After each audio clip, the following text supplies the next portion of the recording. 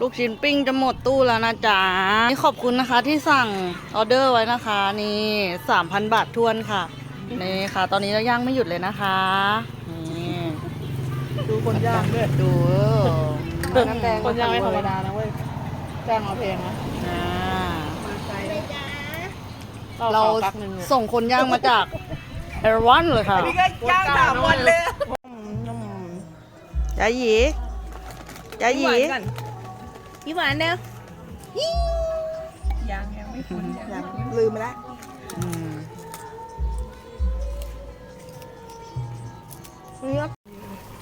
ที่พี่หมูอะไรวะพี่ใหม่ตะโกนสั่งมาน่ะแล้วของพี่บิ๊กได้ยังไปแล้วอ๋อไปแล้วเด้อ้าวแล้วให้ตังค์ยังเอาจับแล้วก็บ่มีบ่บิ๊กอะ